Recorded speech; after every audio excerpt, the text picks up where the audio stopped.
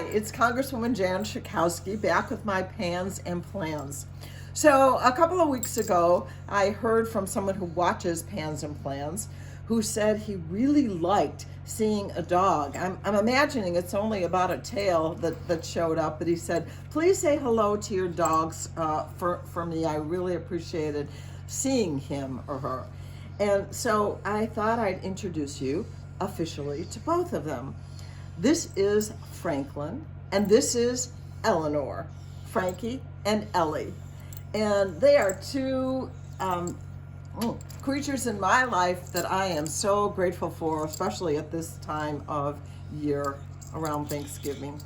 And they were donated by a Native American tribe to the Almost Home Foundation, where we took the two of them. They are littermates. I know they don't look all that much alike, but they did as brand new puppies. We took them at 8 weeks and have had them ever since they're now at 7 years old. They are, of course, so special to us.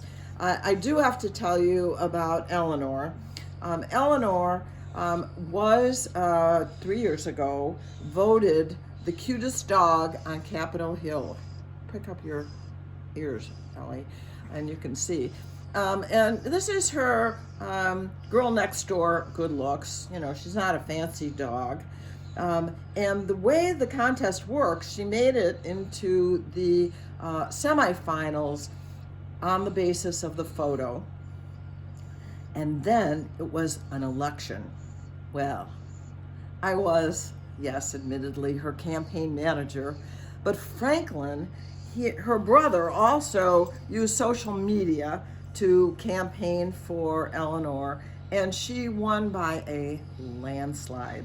So we have a poster hanging in our office in Washington, and also, believe it or not, in our dining room at home, because we're very proud of both of them. Even though Frankie didn't win a prize, he is just a remarkable dog. So I just wanted to make sure that you got a good look at my dogs. They're not small dogs, and you may notice they shed quite a bit. And that's one of the things about dogs that shed. They shed all over the place. But my husband Bob and I just enjoy our dogs and spend as much time as we can, which isn't enough, with them. I hope you had a wonderful time with your family over Thanksgiving. Bob and I were able to go to New York. Now we have 6 grandchildren. 4 of them are in college, and 2 of them, our youngest, are twins, Alice and Aiden, 8 years old, that live in Queens, New York. And we had the joy of going with them. Our daughter cooked an amazing dinner. I was afraid for 2 days to get on the scale. And she was fantastic. And Joe, who teaches stage fighting.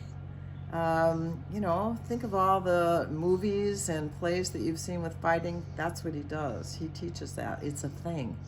And Alice and Aiden put on an amazing performance, no surprise. And by the way, Lauren, our daughter, owns and runs an amazing school. It's preschool up to 8th grade, and it's incredible in Queens.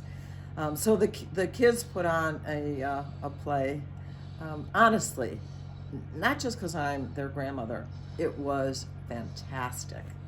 They had music and magic and a reading. It was great. Okay, so now on a back to earth and back to a more serious note. You know, I've been talking to you for a long time about the problem that vaccines are not available around the world, and largely because the pharmaceutical companies have actually been blocking because of their intellectual property rights, their monopoly rights, the spread of these vaccines adequately around the world. And I have been pushing for what is called a TRIPS waiver. TRIPS, the IP stands for intellectual property rights. It would be a waiver through the World Trade Organization. And I was so proud, I'm sure I mentioned it way back in May, that the President of the United States, Joe Biden, agreed that it should be waived. Well, there was planned, and unfortunately it got postponed, a ministerial conference in Geneva for Monday, this Monday, that now has been postponed. You can probably guess why, because of the new variant. But before it was, I wanted to read to you what the President of the United States put out, and I was so thrilled. He said, "I call for the nations gathering next week at the World Trade Organization ministerial meeting to meet the U.S. challenge to waive intellectual property protections for the COVID vaccine, so these vaccines can be manufactured globally. I endorsed this position in April. This news today," he's referring to the new variant now that we have seen, reiterates the importance of moving on this quickly. In other words, moving on making sure that there is a waiver that would allow the manufacture around the world. Well, I'm so proud of the president for endorsing that.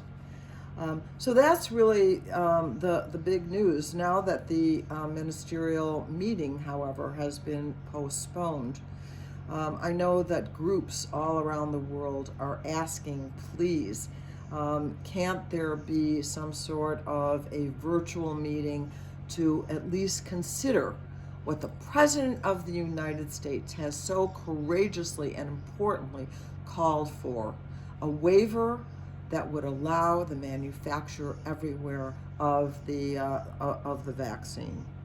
So that's my news for now. Thank you for Ellie and Frankie, and thanks to you for watching. I'll see you next week.